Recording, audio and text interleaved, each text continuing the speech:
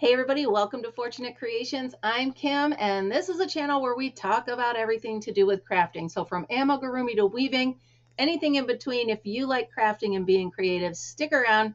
I think you're going to like it here. Today's Monday, so this is our block party. In lieu of the fact that it is county fair season here where I live, I did a waffle fries block. Today's block is the county fair waffle fry.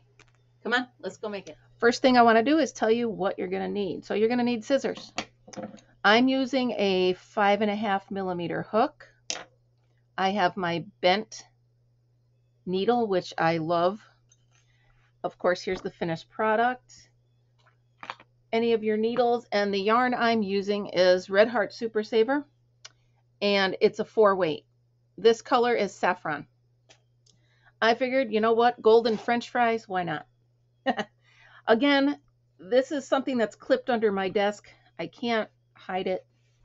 So it's just part of the minor adjustment to the camera. Now I feel better. Okay, so we're going to start with a chain of 21 like all of our blocks are starting. So 1, 2, 3, 4, 5, 6, 7, 8, 9, 10, 11, 12, 13, 14, 15, 16, 17, 18, 19, 20, and a pinch to grow an inch, 21. Okay, so there's our base chain.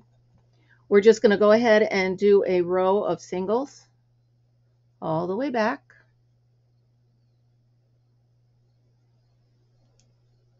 I always struggle with the first row because it's too little for me to hold on to. But we all have that problem, I think. At least I've heard a lot of other people say they have that problem. I'm not doing the back bump on this one just because, just because. If you want to and you like how it looks, go ahead. All right, let me pull out some yarn here. Now, this project of the block party is to get rid of your stash, get rid of what's left over, bits and pieces. So these are all just pieces of yarn that I had, like half balls or half skeins or whatever. I just happened to show you a full skein when I started, but I'm actually using a scrap that I have of it. Instead of starting a new skein just to do a block party, I use one of my bazillion leftover little balls that I've wound, or cakes that I've wound. Okay, so now we have 20 single crochets. We're going to chain one and we're going to turn. Now, the way I'm doing my waffle fry is 3 front posts, 3 back, 3 front, 3 back, 3 front, 3 back. So let me pull that back out because I did it while you were off camera. Okay, so I'm going to start with 1/2 double in the first loop right here. Now we're going to do half double front posts, 3 of them. You know the half double is my favorite, so of course I'm going to do the half double. Now where I'm going on this front post is actually right in where the stitch meets its top. See that right there? And then I'm just going to turn it, and I'm going to do the same thing, but in the back. Again, it's going to be right in this space where the stitch meets the top of the stitch, okay? So it's not really a traditional back post because you would be going around the actual post back there. But this, I'm going around where the stitch, where the rubber meets the road, where the stitch meets the top. And you can see how it's just barely detectable that you can see that you're doing it, but it does add up as you go along. And this is really the repeat for the entire block. You're going to keep doing this until you get as many rows as you like. I'll keep going with you for a bit. Just remember it's 3 and 3. Now if you make it bigger, you want your block bigger, then go ahead and just extend it out as many as you want. But I would keep it 3 and 3 just because the way the waffle fry looks when you're done is kind of cool. And you don't want to mess that pattern up. So I would say make it your chain multiples of 3 so that you can make sure you have enough. Okay. Pull out some more yarn. Right in here. So I'm actually going between. See how it looks right there? You're going between it. Right in there. And then we're going to do the back. Of course, someone texts me right while I'm trying to do something, but that's all right. It's fair week. I need to be on alert at all times. So, right where the rubber meets the road, right here.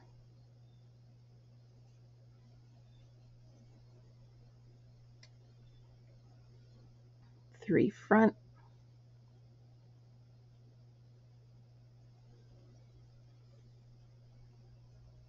The last one's going to be a little tough, but we're going to go right in there, right in there. There we go. And then what I'm doing is just a slip stitch into this little bump on the end. Chain 1 and turn. And we're going to just do the same thing over and over. Start with a half double. And then we're going to do the front posts. 3 of the front.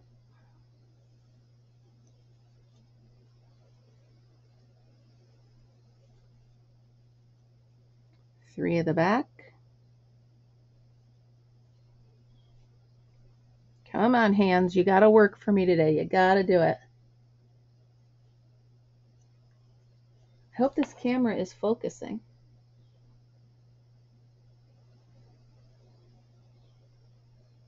Try to make sure it's, or is it focusing on something else on the table? I will have to watch it back and see how the camera behaved. Okay, 3 behind. Now you're going to see as you do this, your pattern's going to start to show. The more rows of it you do, the more you're going to see the waffle fries. I was actually going to do a row of red to make it look like it was ketchup, but I did not. You could also do like white, like speckles and make it look like salt on the fries. You can be pretty creative with it, but I just like to call it the County Fair waffle fry.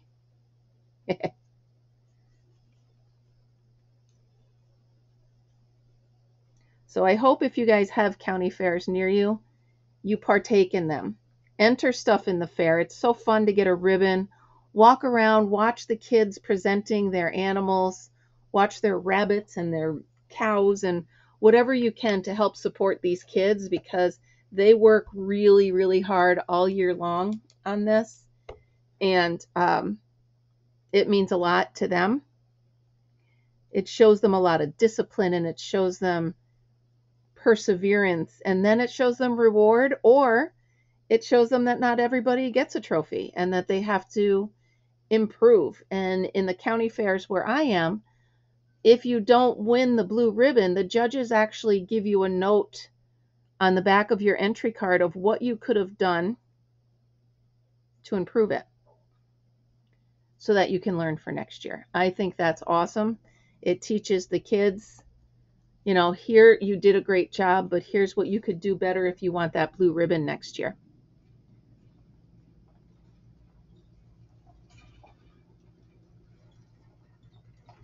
Three in the front, and now you can start to see, here comes the pattern. It's really starting to pop out now.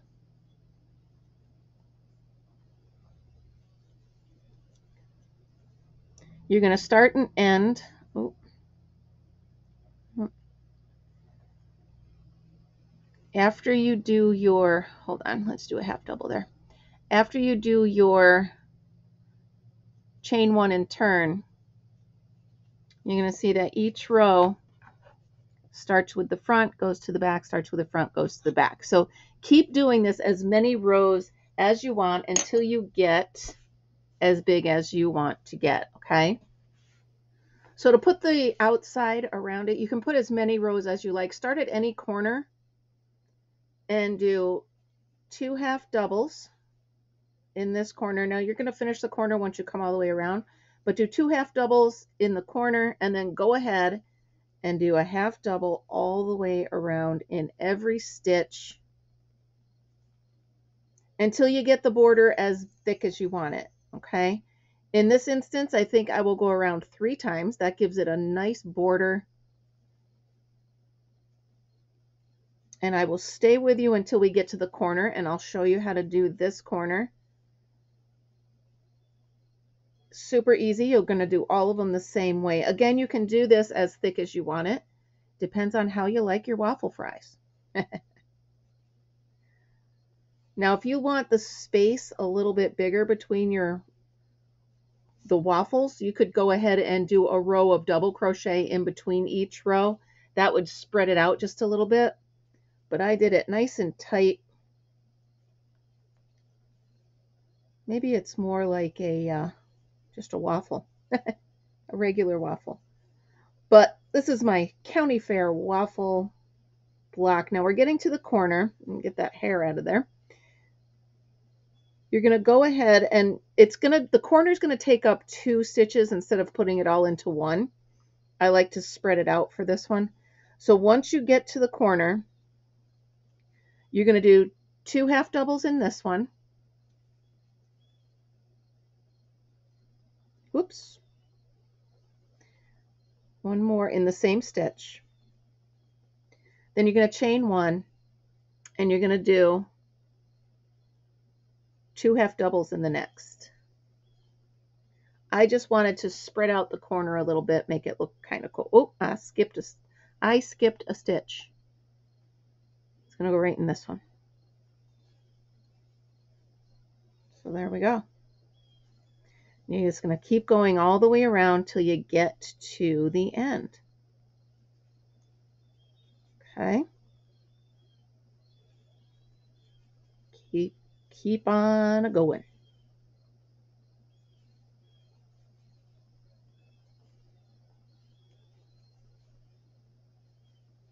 Like I said, it's a short video, so I'll stick with you while I do it.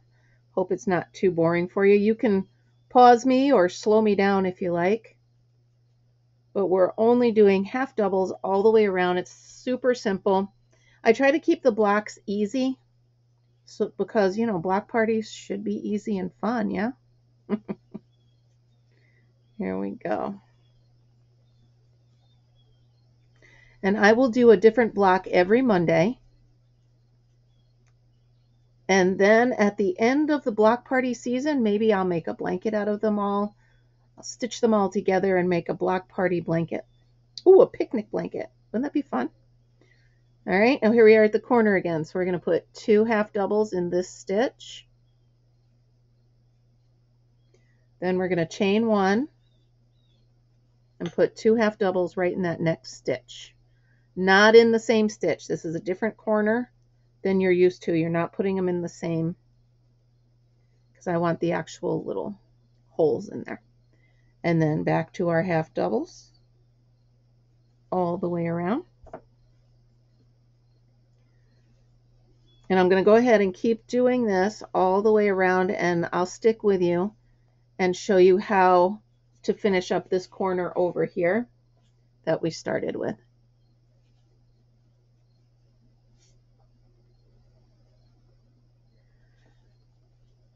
So the first thing I do at a county fair is I get myself there's this fire department that does the best barbecue chicken. So I get a barbecue chicken dinner there.